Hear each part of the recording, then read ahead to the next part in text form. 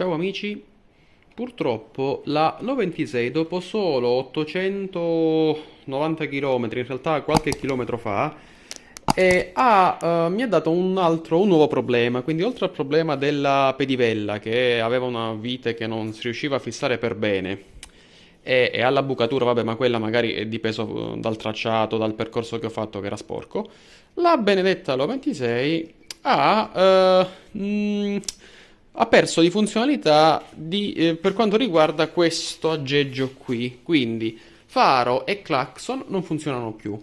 Cosa positiva, avendo acquistato la bici su Amazon ho segnalato al venditore il problema e mi ha spedito in tempo record, quindi il giorno successivo alla segnalazione, un nuovo device che però devo andare a montare. Quindi provo a capire come fare, perché dovrei andare a smontare tutta questa bella eh, cavetteria che ci abbiamo qui, che gira qui dentro e ritorna e va in pratica nel pezzo posteriore. Quindi qua dentro dovrò smontare e cercare di trovare una quadra per connettere questi spinotti. Quindi mi metto all'opera e vediamo.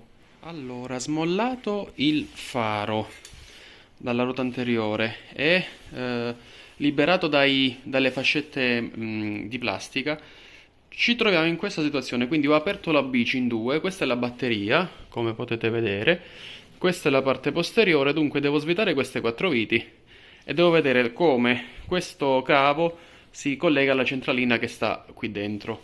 Allora, aperto il guscio esterno, che sarebbe questo, ho tirato fuori tutto l'armamentario, che vedete è abbastanza incasinato, quindi cerchiamo di capire a quale spinotto corrisponde quello della luce, insomma, luce e clacson, e proviamo a fare lo switch vecchio nuovo.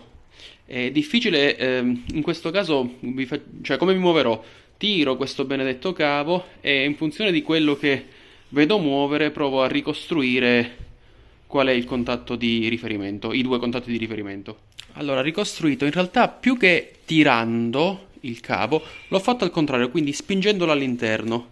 Ho visto che spingendo all'interno un cavo, vedo che un po' adesso si fa difficoltà perché è troppo scuro lì dentro, però spingendo all'interno il cavo, vedete che si muove e in pratica è venuto fuori che il cavo in questione è questo qui.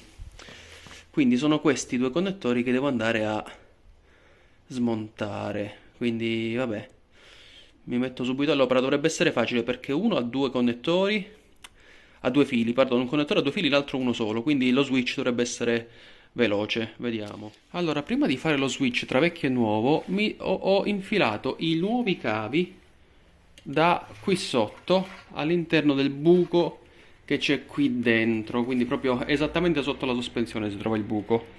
È molto incasinato qui dentro, come potete facilmente immaginare, però al momento mi sono trovato con cavi nuovi e cavi vecchi, quindi lo switch dovrebbe essere facilissimo. Allora, sostituzione effettuata, il vecchio è venuto fuori, il nuovo è stato collegato, credo, con successo.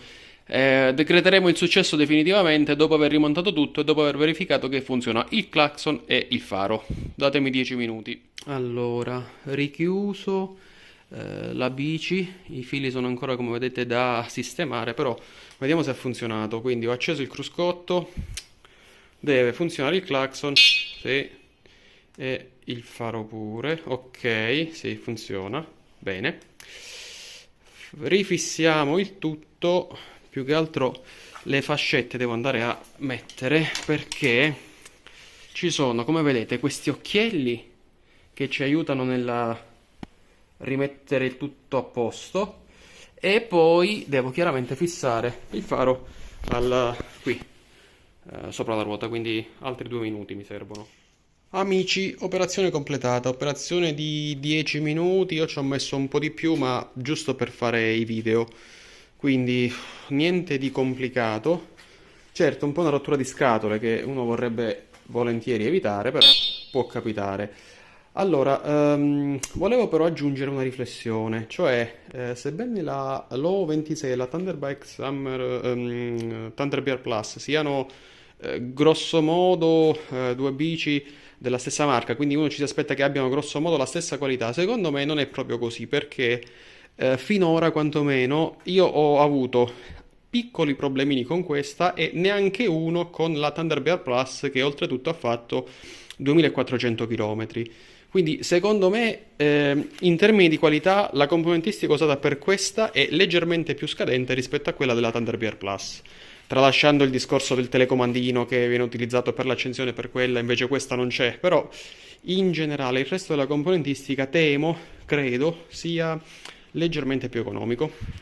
Vabbè, se avete dubbi o altro scrivetemi nei commenti e vedrò come al solito di darvi riscontro appena possibile. Ciao a tutti!